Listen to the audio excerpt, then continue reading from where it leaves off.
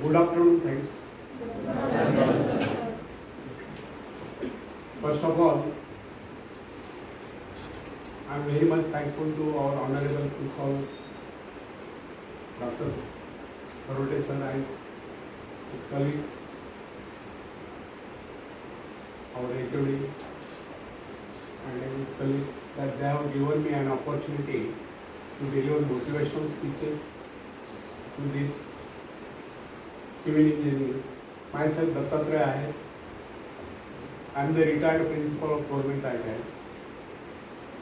Basically, I am an electrical engineer. I have been worked as an electrical engineer at Koyna Hydroelectric Project for 2 years, 1 year at Chandrapur Thermal Power Station. Then after I joined the Government Technical College and worked as a lecturer for 13 years. Parallelly, I appear to the exams of the Institution of Engineers by self-study and get the degree of AMI, means Associated Member of the Institution of Engineers. And on that basis, I faced to MPSC and get selected as a principal and work as a principal to various government ITIs in Maharashtra for 22 years. And after prolonged service of 38 years, I retired in August 2019. And since last 6 years after retirement, I am delivering motivational speeches to Indian youth. So today I am speaking on self-reliance, means आत्मनिर्भरता.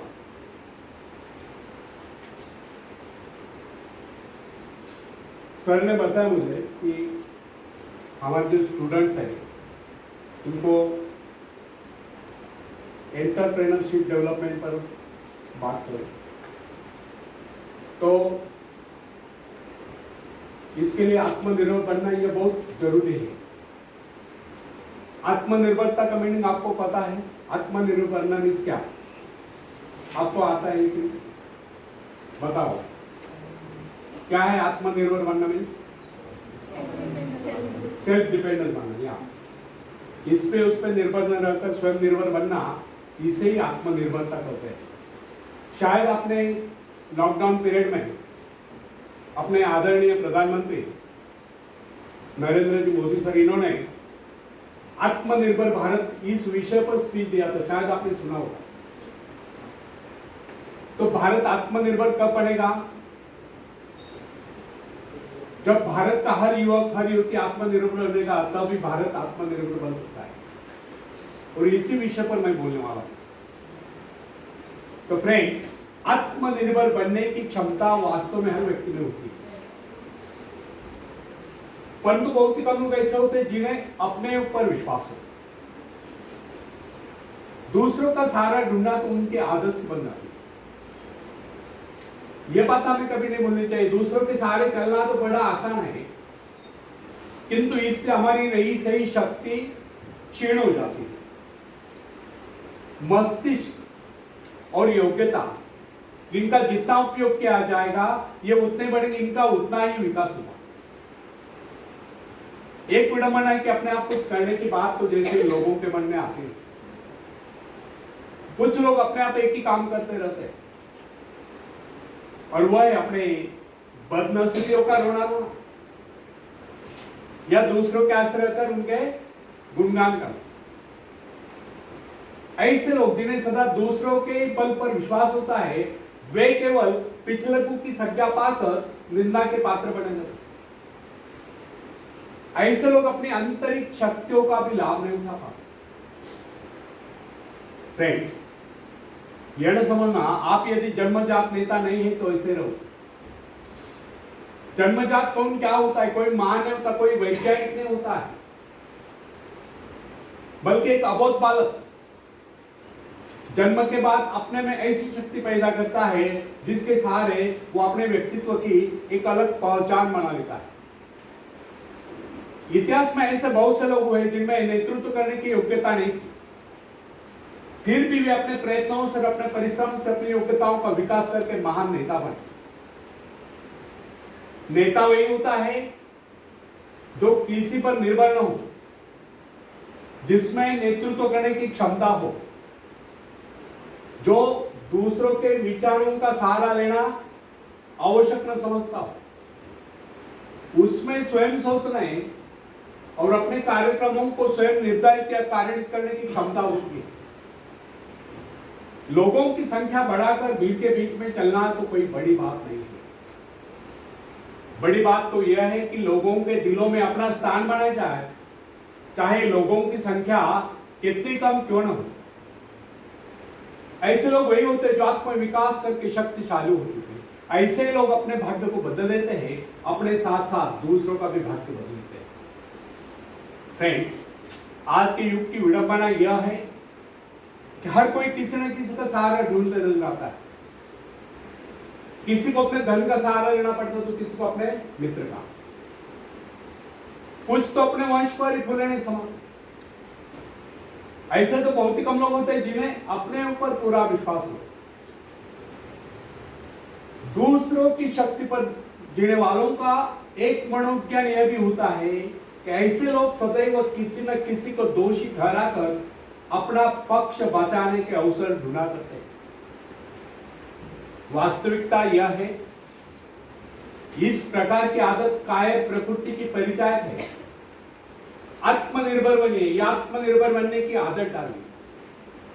आदत का आरंभ उस समय होता है जब एक बच्चे को उसका पिता कोई विशेष कार्य करने को कहता है तो वो संतुष्ट नहीं होता, लेकिन जब अपने ढंग से उसी कार्य को करता है, उसे पूरा करने के लिए संघर्ष कर विजय प्राप्त करता है, तो उसके चेहरे पर खुशियों की लहरें थिरकती नजर आती है। इस प्रकार की विजय की भावना उस बालक को शक्तिशाली बनने का एहसास दिलाती है। फ्रेंड्स, स्कूल की शिक्षा या कॉलेज की शिक्षा केवल व्यक्ति की व्यवहार कुशलता और योग्यताओं की वृद्धि नहीं करती, यह तो व्यक्ति के हाथ में औजार थमा देती है। इस औजार का सही इस्तेमाल करना आदमी को स्वयं ही सीखना पड़ता है। हेनरी वार्ड बीचर अपने समय का एक महान विचार, अपने बारे में कथा सुनाया करता था। जब मैं बच्चा था तब मुझे किसी तरह से आत्मविश्वास की शिक्षा दी गई। मुझे ब्लैक बोर्ड के पास भेजा जाता था। मुझ में शंका और संदेह होने का रोग था। मेरे टीचर मुझे बार बार कहते, इस पाठ को अवश्य पढ़िए। उनके स्वर में काफी क्रोध हुआ करता था। उनका यही कहना था कि हमें केवल प्रश्नों के उत्तर चाहिए। यद्यपि उन शिक्षकों का यह व्यवहार कठोर ही प्रतीत होता था, किंतु इतने सारे बच्चों को सीधी राह पर लाने के लिए उनका यह व्यवहार उचित ही था। और इस व्यवहार का ही नतीजा था कि 1 मास से भी कम समय में विधि ने मन मैं उन सभी सवालों के जवाब निकलने लगा जो मुझे सबसे कठिन लगता था। एक दिन मुझे ब्लैक बोर्ड पर एक सवाल हल करने को कहा गया। जैसे मैंने सवाल हल किया, टीचर बड़े कठोर अंदाज में बोले, बिल्कुल कर। अब मेरे पश्चात उन्होंने किसी दूसरे छात्र को बुलाकर उसी सवाल को हल करने को कहा। उसने उसी तरीके से सवाल हल किया जिस तरीके से मैंने किया था। मेरा उसका जवाब एक था। फिर टीचर उसकी पीठ थपथपाकर बोले, शाबाश, तू तो इस सवाल को हल करने में सफल हो गया। अब मुझसे रहा नहीं गया, मैंने तुरंत ही खड़े होकर पूछा, टीचर, यदि इसका और मेरा जवाब एक है, सुलझाने का तरीका एक है, फिर आपने मुझे डांट कर गलत क्यों कहा? तब टीचर बोले, यह बात तूने पहले क्यों नहीं कही जब मैंने तुझे गलत कहा? फ्रेंड्स, केवल पाठ को याद करने से कोई मतलब नहीं। हमारे भीतर यह दृढ़ विश्वास होना चाहिए कि जो कुछ हमने याद किया उसे कोई काट नहीं सकता। इसे ही आत्मविश्वास होता है। और जिनमें ही आत्मविश्वास होता है वही तर्क दे सकता है, वही बस यानी कि चर्चा कर सकता है। लेकिन जिसे स्वयं अपने ऊपर ही विश्वास ना हो, वो क्या तर्क करेगा? उसके तो अच्छे कार्यों को भी अगर हमने गलत कहा तो उसे यही समझ लेना होगा, हो सकता है वो गलत है। फ्रेंड्स, मनुष्य को भ्रम होता है कि अकेले काम करने से अच्छा किसी दूसरों की सहायता लेकर काम करना हो, लेकिन अपने ऊपर विश्वास करके पूरी लगन से अगर कार्यों को किया जाए तो उसमें सफल होने की आशा 2 गुनी हो जाती। हर महत्वाकांक्षा का अर्थ होता है अपनी शक्तियों का परीक्षण करना, लेकिन दूसरों की नकल करने, दूसरों पर निर्भर रहने से व्यक्ति में दुर्बलता ही तो आती है। शक्ति तो हमारे स्वयं के मेहनत करने से आती है। अखाड़े के पास बैठकर हम अपने शरीर को शक्तिशाली नहीं बना सकते, या दूरदर्शन पर एक्सरसाइज प्रोग्राम देखकर हम अपने शरीर को तंदुरुस्त नहीं बना सकते। इसके लिए हमें स्वयं ही व्यायाम करना होगा, स्वयं एक्सरसाइज करनी होगी।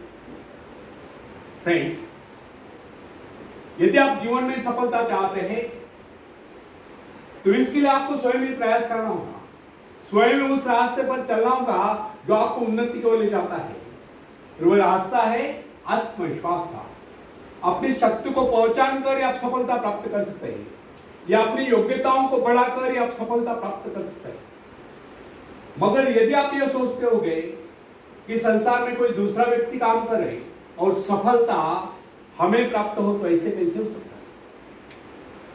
जो लोग बच्चों को इस प्रकार जीवन क्षेत्र में उतारना चाहते हैं कि वे बिना किसी संघर्ष के, बिना कोई कष्ट उठाए आगे बढ़े, तो वे उनकी राह में कांटे बिछाते हैं। संतान को ऐसा बनाना कि वह किसी भी प्रकार के संघर्ष का सामना करने में अयोग्य हो, तो इसका सीधा अर्थ यह हुआ कि वे लोग अपनी संतान का भविष्य शुरू से बिगाड़ रहे हैं। संतान को सुख और ऐश के झूले में झुलाने वाले मां बाप संतान के सबसे बड़े दुश्मन होते हैं। दूसरों की तो छोड़ो, वे उसे स्वयं को पहुंचाने की जहमत या स्वयं को पहुंचाने के कष्ट भी उठाने नहीं देते। बच्चों को भी समझना चाहिए, स्वर्ग जाने के इच्छुक को स्वयं ही मारना पड़ता है। स्वर्ग वही जाएगा जो मरेगा, दूसरा कोई नहीं जा सकता। इसी प्रकार जीवन का सच्चा आनंद वही पाएगा जो अपनी आत्मा की शक्ति को पहचानेगा। फ्रेंड्स, यदि आप किसी कार्य में कामयाबी चाहते हो, सफलता चाहते हो, तो उसके पीछे अपनी पूरी शक्ति लगा देना। नवयुवकों का या नवयुवतियों का स्वभाव होता है सहना, सीखना, अनुसरण करना।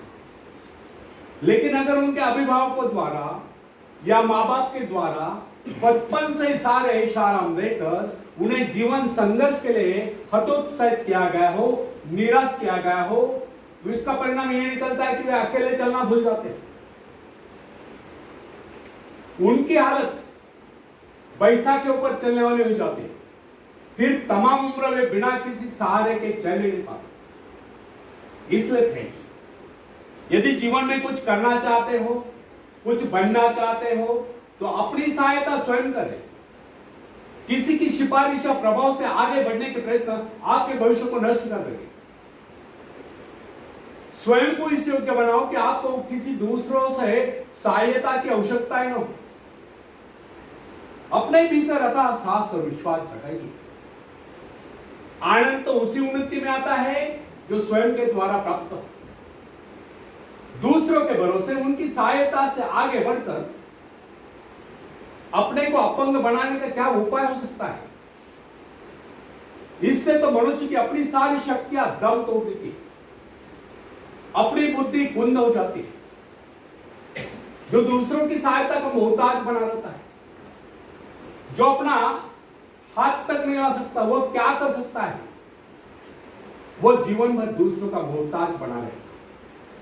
ना उनमें आत्मविश्वास आता है, ना वे स्वयं के भरोसे आगे बढ़ पाते हैं। उनका तो भविष्य ही अंधकार में होता है।